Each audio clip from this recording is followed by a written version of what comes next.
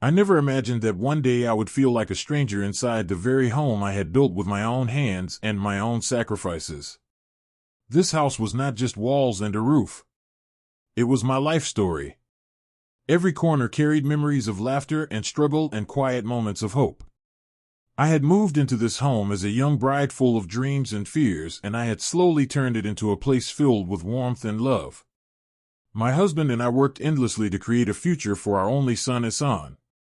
We denied ourselves comforts so he could have better opportunities. We stayed up nights worrying about his education and his future. We celebrated every small success as if it were the greatest victory in the world. When my husband passed away 5 years ago, I felt like half of me had been taken away, but I still had Hassan, and I believed that was enough to keep me strong. He was my pride and my purpose. When he told me he wanted to get married, I was happy for him. I welcomed Zara into our home with an open heart, and I truly meant it when I said she was like my own daughter. I wanted her to feel safe and loved and respected. I gave her space to make the house her own because I believed that love meant sharing and trusting. In the beginning, everything seemed fine. She was polite and soft-spoken, and she would smile sweetly when I spoke to her. I thought I had been blessed with a kind daughter-in-law. But slowly things began to change in ways that were so subtle at first that I almost blamed myself for noticing them. She started making small changes in the house without asking me. She would move furniture and replace curtains and reorganize the kitchen. I told myself it was normal. A new bride would want to adjust things according to her taste. But then she began criticizing my cooking. She would say it was too bland or too old-fashioned. I laughed it off at first, thinking she was joking, but the comments kept coming and they became sharper. Hassan would stay silent during these moments, and that silence began to hurt more than her words. Over time, Zara stopped asking for my opinion about anything.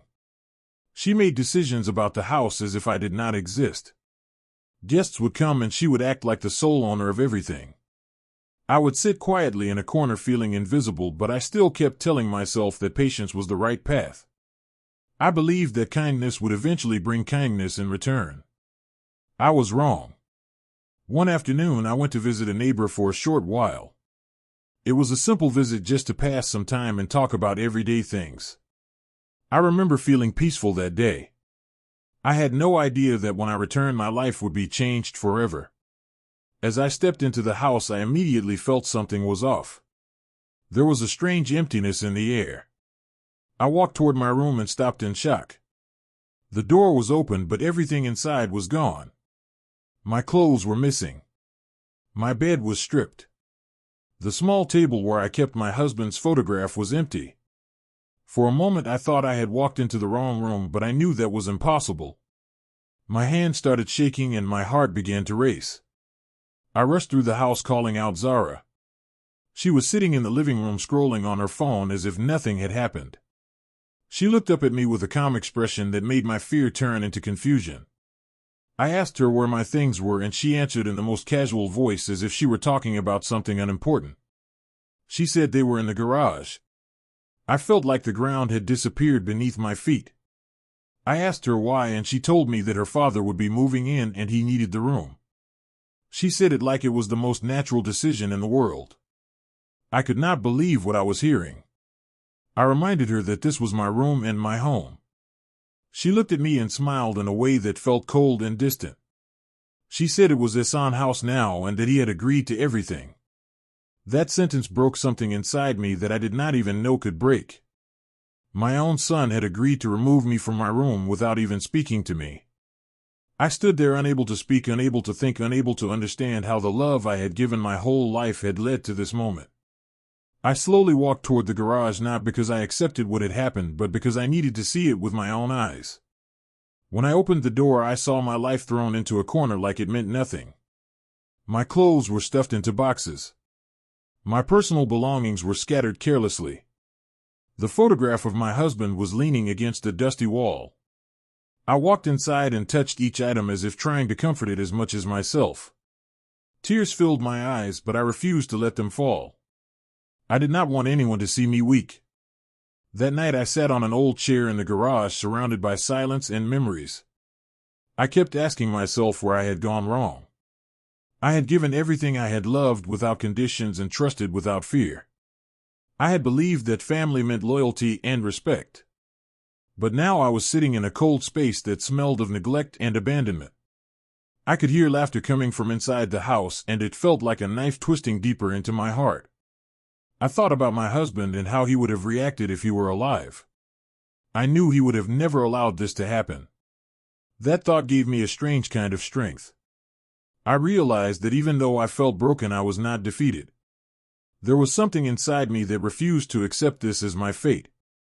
I wiped my tears and looked around the garage again, but this time I saw it differently. It was not just a place where my belongings had been thrown. It was the place where I would rebuild my strength. I did not know exactly what I would do yet, but I knew one thing for sure. I would not remain silent forever. The garage became my world, but it was a world that felt heavy with silence and unspoken pain. Each morning I would wake up before the rest of the house, not because I wanted to, but because sleep no longer stayed with me for long. The cold air would cling to my skin, and the faint smell of dust would remind me of how far I had fallen from the life I once lived. I would sit quietly and listen to the sounds coming from inside the house. I could hear utensils moving in the kitchen and footsteps echoing in the hallway that used to feel like mine. Every sound was a reminder that life inside the house was moving on without me, as if I had never been a part of it. I tried to keep myself busy by organizing my belongings in the garage, but there was only so much I could do. My hands would move, but my mind would wander back to the past, to days filled with warmth and laughter when this house felt alive with love. Those memories felt distant now, like they belonged to someone else. Assam would leave for work without coming to see me. Sometimes I would catch a glimpse of him through the half-open door, and for a moment I would hope he would walk toward me and say something, anything, but he never did. His silence became a wall between us, and that wall grew stronger with each passing day. Zara, on the other hand, moved through the house with confidence, as if she had always been the one in control. She rarely came near the garage unless she needed something, and when she did, she would speak in a tone that made it clear that I was no longer important. She treated me like an inconvenience, like something that had to be tolerated but not respected. I watched everything quietly and said nothing, because I knew that reacting in anger would only give her more power. Instead, I chose to observe, to understand, to wait. Days turned into weeks, and the routine remained the same. I stayed in the garage while life continued inside the house without me. Zara's father settled into my room as if it had always been his. I could hear his loud voice and laughter at night, and each time it felt like a piece of my heart was being taken away. I wondered if he knew what had been done to me, or if he simply did not care. Either way, it did not change anything. I realized that in this house, kindness had been mistaken for weakness, and silence had been taken as acceptance. One evening, as the sun began to set, I sat near the door of the garage, watching the light fade slowly.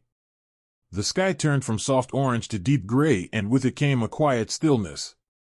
It was in that stillness that I began to see things more clearly.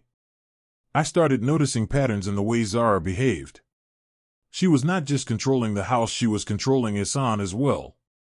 She would tell him what to do and how to do it, and he would follow without question. At first I thought he was simply trying to keep peace, but over time it became clear that he had given up his voice completely. I could see the hesitation in his eyes and the way he avoided conflict. It made me sad, but it also made me realize that the situation was not as simple as I had thought. Zara was not just disrespectful, she was strategic. She knew exactly how to take control and maintain it. I began to pay attention to every conversation, every action, every small detail that others would ignore. One night, as I sat quietly, I overheard Zara speaking on the phone.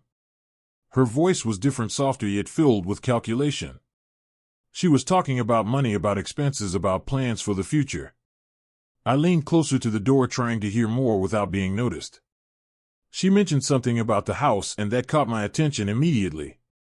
My heart began to beat faster as I focused on her words. She said the house was old and that it would be better to sell it and move somewhere modern. She spoke as if the decision had already been made, as if it was only a matter of time. My breath caught in my throat. Sell the house. The words echoed in my mind again and again. This was not just about pushing me out of my room. This was about taking everything that I had built and erasing it completely. For a moment I felt a surge of anger rise within me stronger than anything I had felt before. But I controlled it. Anger alone would not help me. I needed to think clearly. I needed to understand the full picture before making any move. That night I did not sleep at all. I sat in the darkness of the garage going over everything in my mind. I thought about the documents, the ownership, the conversations I had once had with my husband. Slowly a realization began to form, and with it came a sense of calm that I had not felt in weeks. They believed I was powerless. They believed I had nothing left to stand on. But they were wrong. Very wrong. The next morning I woke up with a different energy. The heaviness that had been weighing me down was still there, but it was now mixed with something else, something stronger. Determination. I cleaned the small space around me and arranged my belongings neatly as if preparing for something important. When I stepped out of the garage that day, I did not lower my eyes or move quietly. I walked with a steady pace and a calm expression. Zara noticed immediately and looked at me with surprise. She was not used to seeing me like this. She asked me why I was inside the house again, and her tone carried the same dismissive attitude, but this time it did not affect me. I simply looked at her and said that I lived here. My voice was calm but firm, and for a brief moment I saw uncertainty in her eyes. It was small, but it was there. That was when I knew that the balance was beginning to shift. I did not argue with her or try to prove anything in that moment.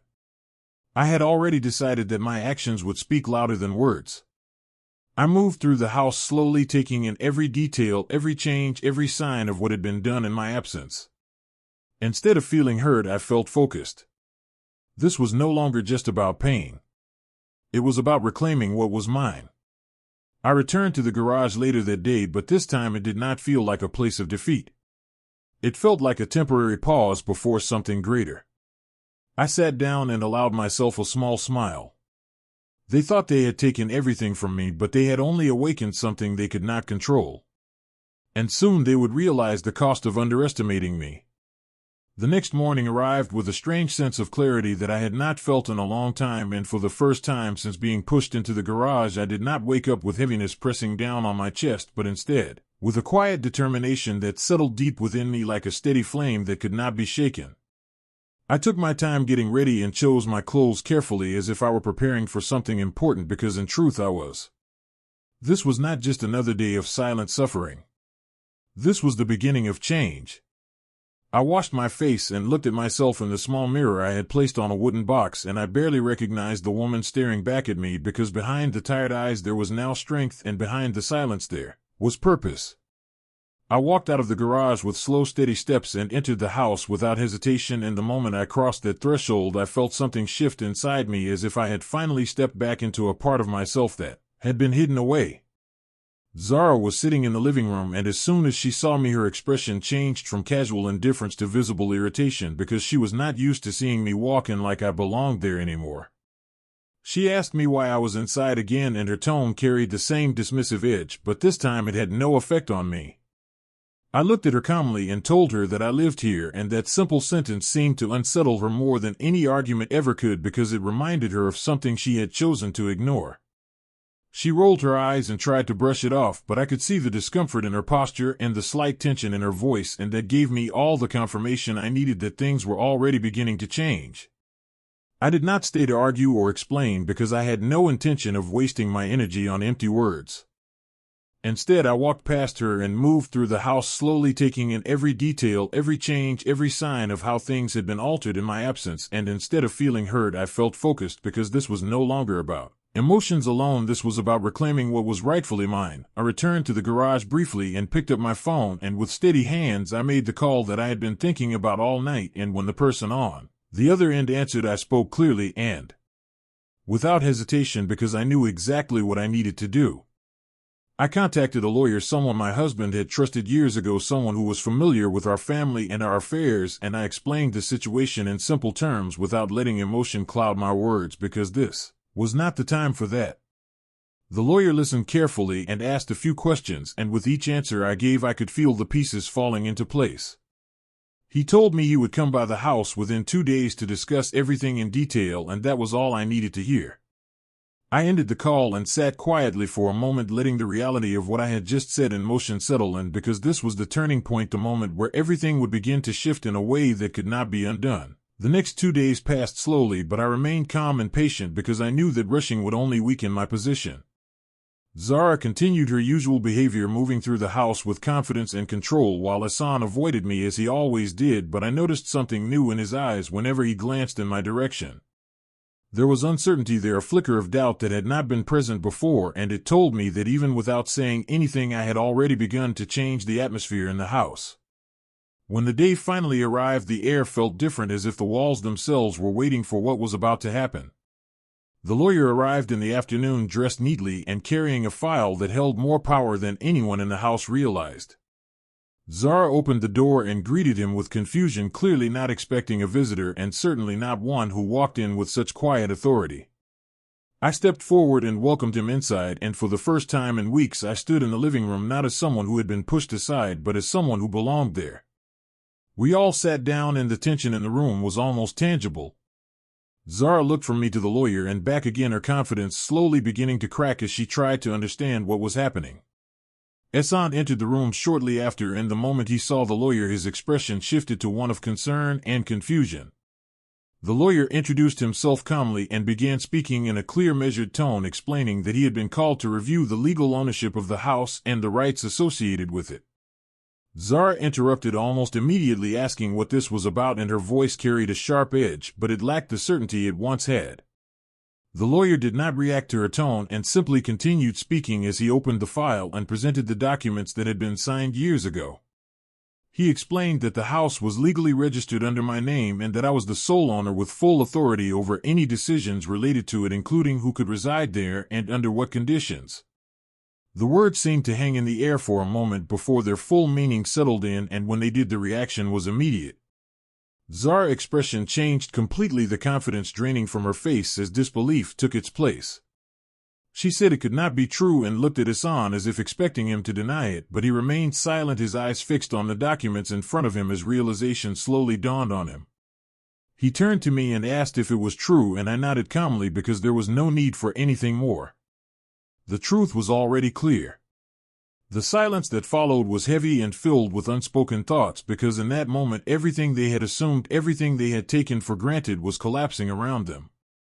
Zara tried to argue, saying that she had been managing the house and making decisions for months, but the lawyer gently reminded her that management did not equal ownership and that authority could not be assumed without legal standing.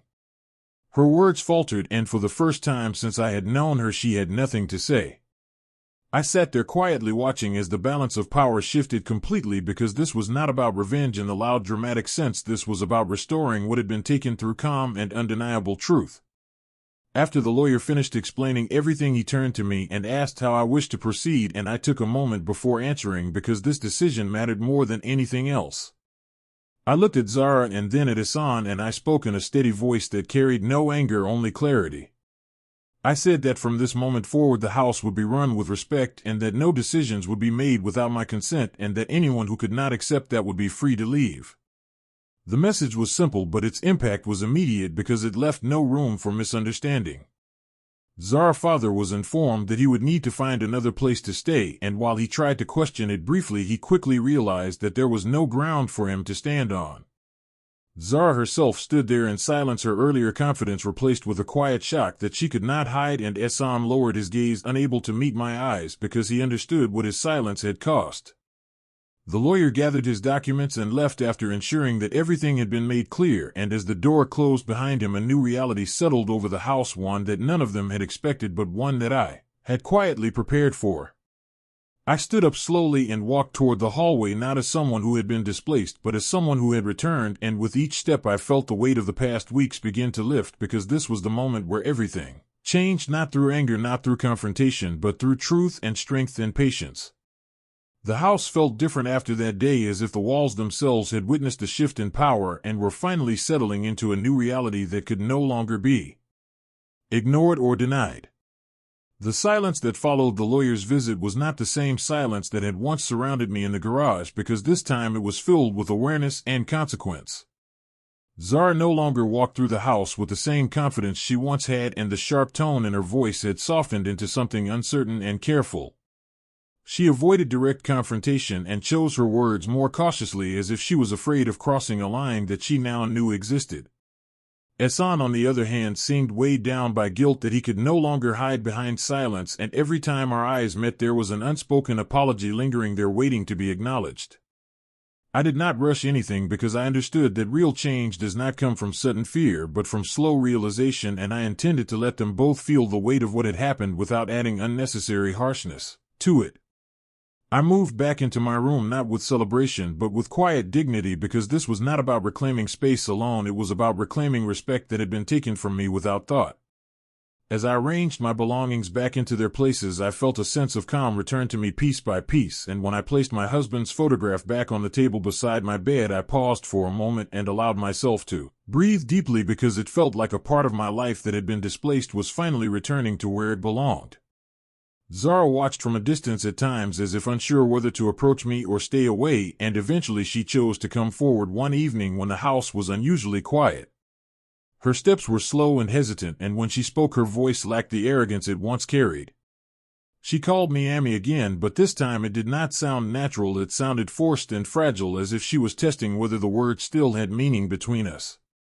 She began to apologize, speaking about mistakes and misunderstandings and how things had gotten out of control, but I listened without interrupting because I wanted to hear everything she had to say, even if I already understood the truth behind her words.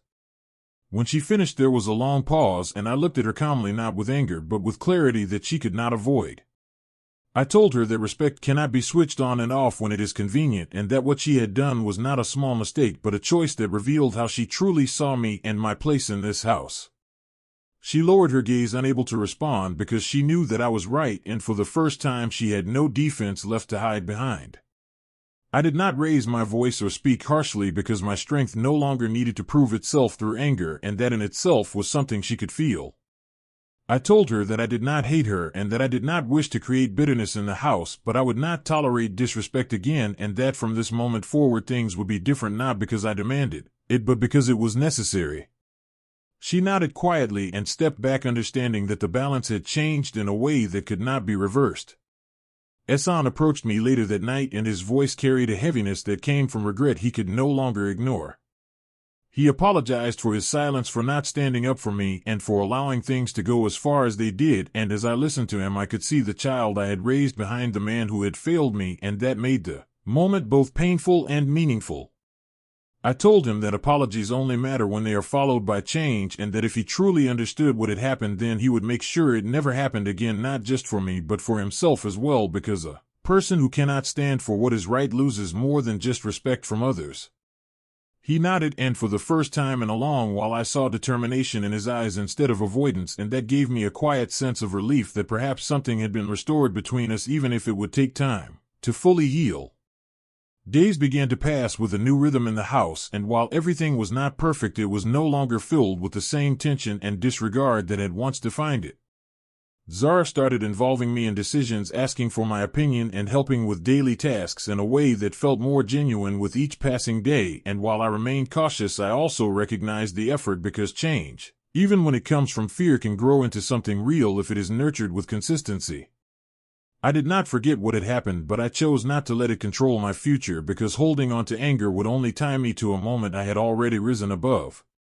Instead, I focused on rebuilding a sense of balance in the house where respect was understood and not taken for granted.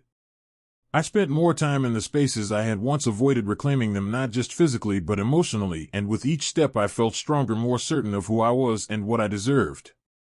The garage remained as it was for a while, untouched, and every time I passed by it I felt a quiet reminder of what I had endured, but instead of pain it brought me a sense of strength, because it represented the moment where I could have broken but chose not to. Eventually I cleaned it out, not because I wanted to erase the memory but because I wanted to transform it into something that no longer held power over me, and as I cleared away the boxes and dust I felt a sense of closure settle in my heart. Life moved forward slowly but steadily, and the house once again began to feel like a place where I belonged, not because I had to fight for it, but because I had claimed it with quiet strength and unwavering patience. The laughter that returned to the halls was different this time, more mindful, more aware of the boundaries that had been set and the lessons that had been learned. I knew that trust would take time to rebuild and that not everything could be fixed overnight, but I also knew that I had regained something far more important than control. I had regained my dignity and my voice, and that was something no one could take from me again. In the end, my revenge was not loud or cruel or filled with bitterness, but it was powerful in a way that could not be denied because it came from truth and strength and self-respect. And as I sat in my room one evening, looking around at the life I had rebuilt, I realized that sometimes the greatest victory is not in making others suffer for what they have done, but in rising above it in a way that leaves no doubt about your worth and your place in the world. And in that quiet understanding, I finally found peace.